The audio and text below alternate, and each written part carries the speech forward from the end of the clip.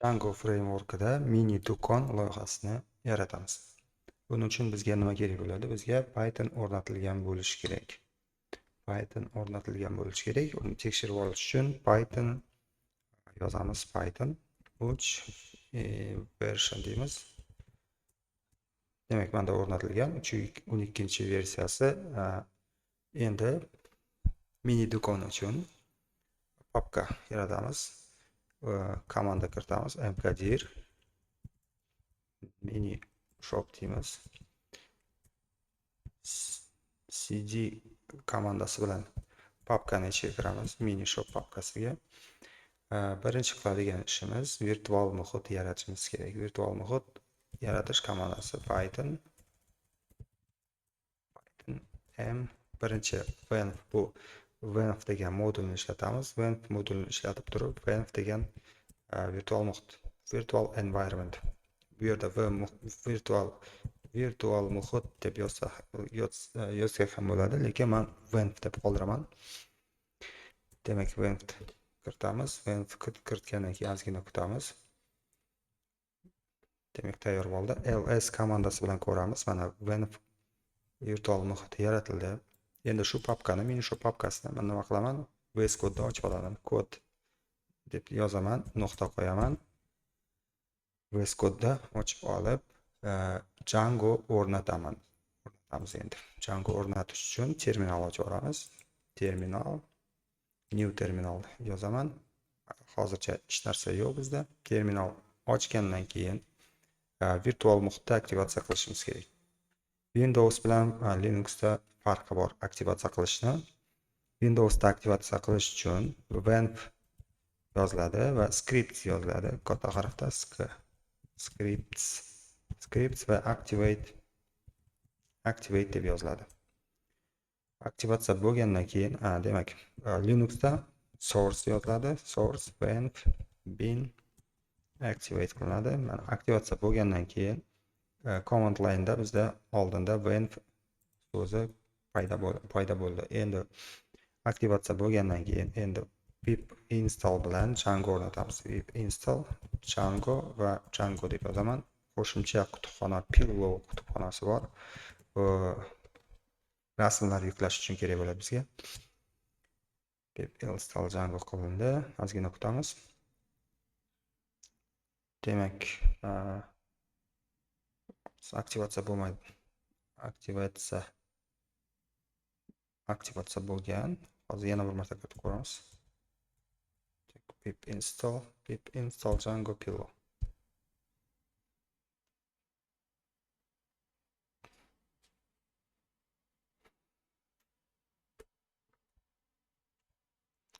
Demak, o'rnatilganini tekshirib olish uchun pip freeze komandasi bor. Qaysi bibliotekalar o'rnatilganini ko'rsatib beradi, qaysi kutubxonalar o'rnatilgani.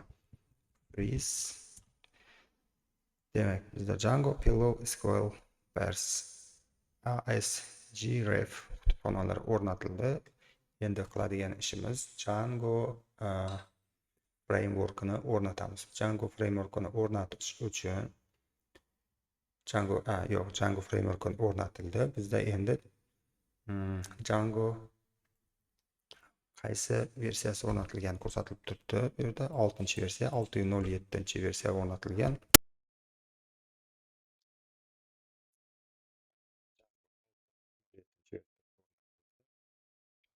Django davom ettiramiz. Django loyihasini yaratamiz. Django loyiha bilan ilova yaratamiz. Django app. Demak, komanda kiritamiz. Django admin deb yozamiz. Start project shop deyman, nuqta qo'yaman. Demak, bu nuqta degani shu papkaga manage.py o'rnatilishi uchun shu yerga nuqta qo'yaman. Demak, o'rnatildi. Bizga kerak bo'lgan manage.py fayl ham shu yerda bo'lib turibdi. Demak, endi keyingi qadamda start up project o'rnatildi. Loyihasi o'rnatildi. Endi ilova yaratamiz. Python komandasini yozaman. Python manage.py. Demak, birinchi loyiha start project komandasi bilan ilova esa manage.py, Python manage.py bilan yaratiladi. Startup deyman. Startup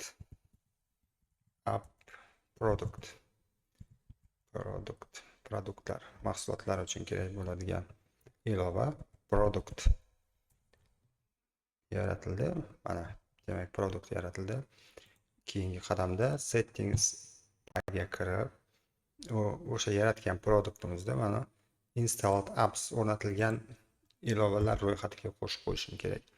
Oldinda o'rnatilgan mana admin panel uchun, avtorizatsiya uchun, content type, sessionlar, message'lar uchun, static fayllar uchun ilovalar oldindan o'rnatilgan Djangoda biz qo'shib qo'yamiz o'zimizni o'rnatgan ilovamizda. Bizda hozircha product ilovasi bor. Product.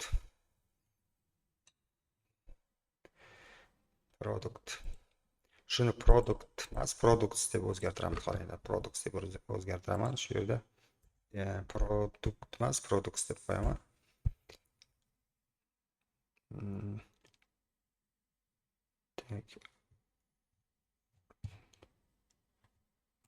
Hozircha buni olib turamiz. Products deyman. Negaki produktlar, mahsulotlar bo'ladi. Products deyman. Demak o'rnatildi. Bu shunda produkt kerak emas bo'ladi bizga. Kerak emas. Delete o'chirib tashlayman. Endi bu yerga products ilovasini qo'shib qo'yaman. Products deyman. Qo'shdik. Davom ettiramiz. Products o'rnatdik. Bitta strukturasini ko'rib chiqamiz. Vaqtlar strukturasini, nimalar borligini. Demak, shopda next setting bor, sozlamalar. URLs py bor. URL'larni yozib chiqamiz bu yerga. Hozircha bitta URL yozilgan admin uchun, admin panel uchun. Shu yerga hamma ichidagi products, yana account, yana korзина, savacha uchun ilovalar bo'ladi. Hammasini shu yerga qo'shib boramiz. Hozircha bitta URL turibdi. Settings payda biz qo'shdik, products qo'shdik. Yana settings payga o'tib turib, sozlamalar bor. Language ni o'zgartiraman. Kim xohlagancha o'zbekchaga o'zgartirish uchun uz so'zini yozaman. Keyin time zone ga Aziya Toshkent deb qo'yaman. Aziya Toshkent vaqti bilan bo'ladi shunda. O'zgarishlar Toshkent.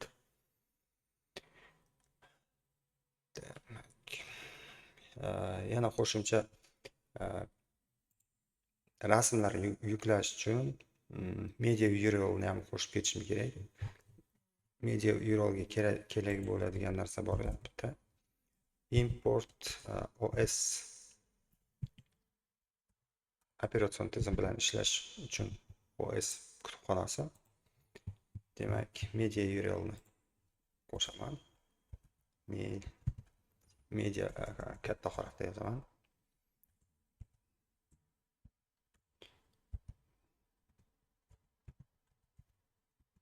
Media URL deymanda, demak media papkasi shu yerga qo'shib ketamiz. Media papkasini media deb yozaman. Bu yerga demak mahsulotlar rasm yuklanadi shu papkaga. Demak, media root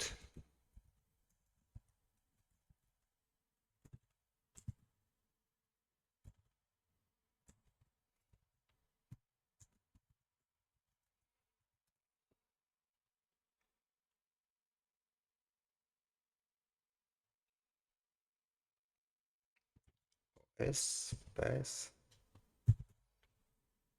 join paste here media deyman.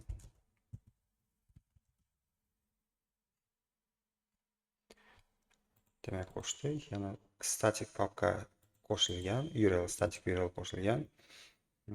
Static fayllar uchun qo'shimcha. Demak, static files dir deb yozaman.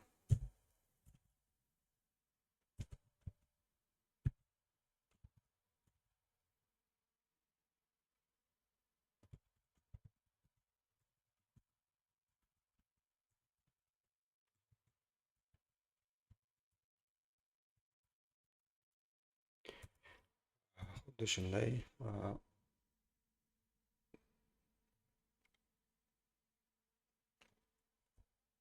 ro'yxat bo'ladi. OS join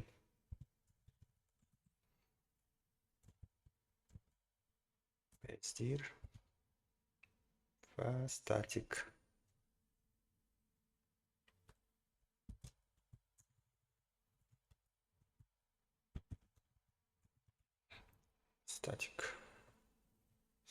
fayllarni to'g'irladik. Endi shularni yaratishim kerak. Static bilan media papkasini yaratishim kerak. Qo'shimcha template'lar, shablonlar uchun papka yaratib ketishim kerak. Demak, bu yerda yaratsam bo'ladi, farqi yo'q. Mana shu papkasi ichida emas, tashqarida yaratish kerak. Static deb yozaman. Birinchi papka, ikkinchi papka yana tashqarida bo'lishi kerak. Demak, media, keyin yana template papkasi, templates shablonlar uchun HTML shablonlar shu yerda qo'shib boramiz. Templates yaratib oldik. Endi URL'larni qo'shib ketishim kerak. Products'ga kiraman.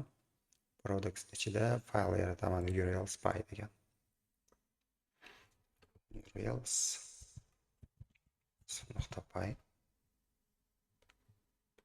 urls.py ochamiz. Bu yerga biz import qilamiz. From Django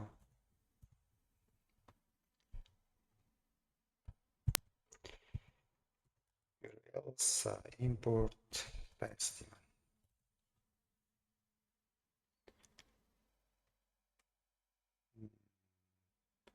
Bu yerga nima qo'shish kerak?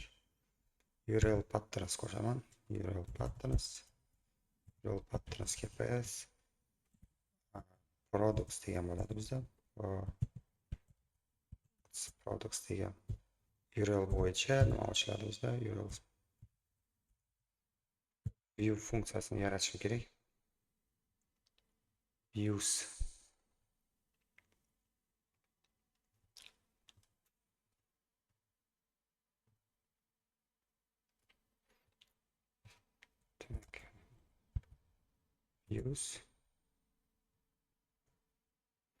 viewni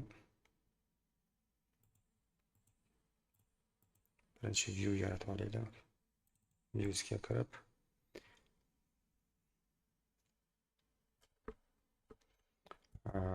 dev funksiyasi bilan product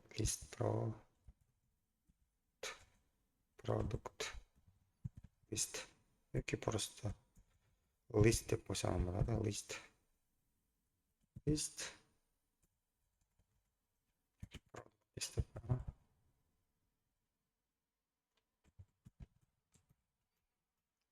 request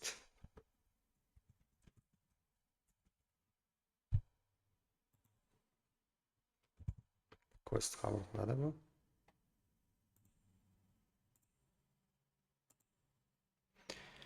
Hozircha shu yerda to'xtab turamiz. Keyingi darsda URLs, views va super user yaratamiz. Super user nima uchun kerak bo'ladi? Admin paneliga kirish uchun foydalanuvchi super user yaratamiz. O'sha bilan kiramiz.